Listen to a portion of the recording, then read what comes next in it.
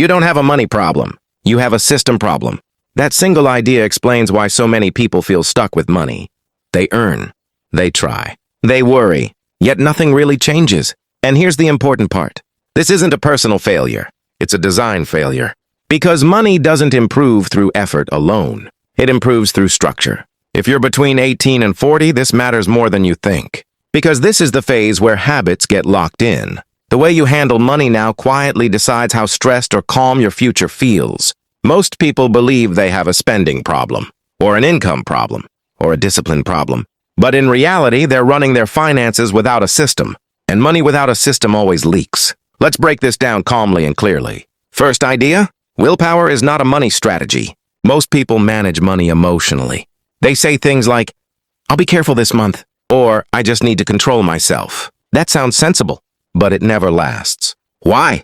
Because willpower runs out. After a long day at work, your brain wants relief. After stress, it wants comfort. After boredom, it wants distraction.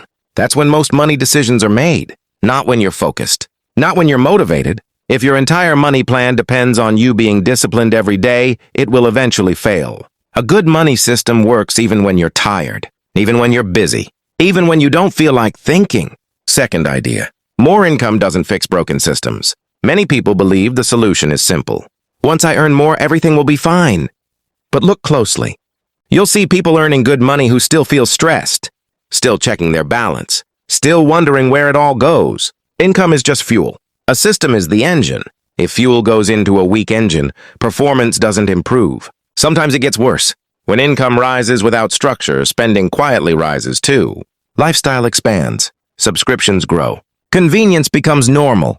The money doesn't vanish. It just flows without direction. Third idea. If you don't track money, confusion is guaranteed.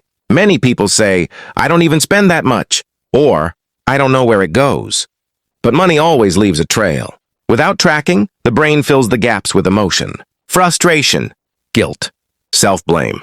A system replaces emotion with clarity, not judgment, not pressure, just facts, and facts reduce stress. Fourth idea, systems remove daily decisions. Every decision costs energy. What to spend, what to save, what to delay.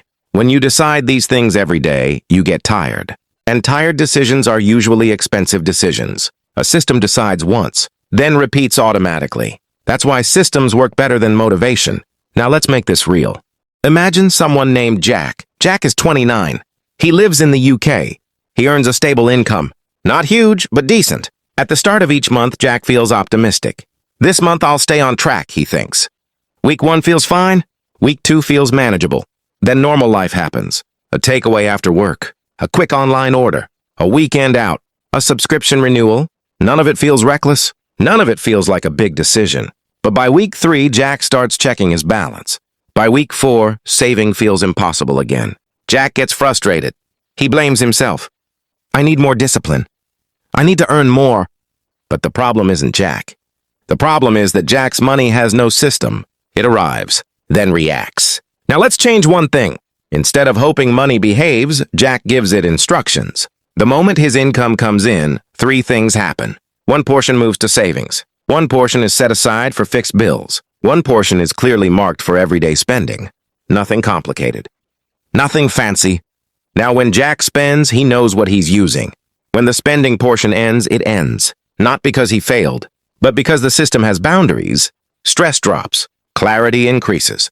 Control returns. Same income. Different result. That's the power of systems. Now let's talk about the mistake most people make. They try to fix money problems by changing behavior alone. They say, I'll stop spending. I'll save what's left. I'll just be more careful. This fails for one simple reason. It asks the brain to fight itself. Your brain is designed to seek comfort and ease. A system works with that. Willpower fights it. Another common mistake is overcomplicating things. People think a good system must be complex. Detailed categories, constant tracking, endless adjustments. That overwhelms beginners. A good system should feel boring, simple, repeatable. If it feels heavy, you won't stick to it.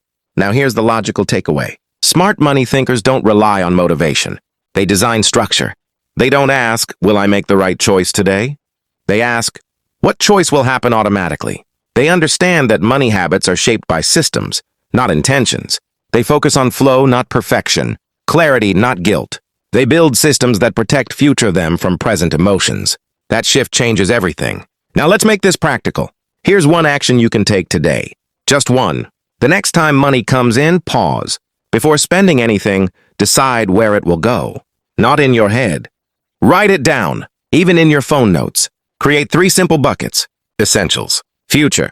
Everyday life. The numbers don't have to be perfect. Rough is fine. The goal is direction, not control. Once money has a destination, behavior follows. You don't need a perfect system.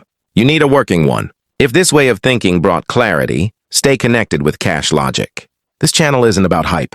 It's about understanding money calmly and logically, one clear idea at a time. Because when your system makes sense, money finally does.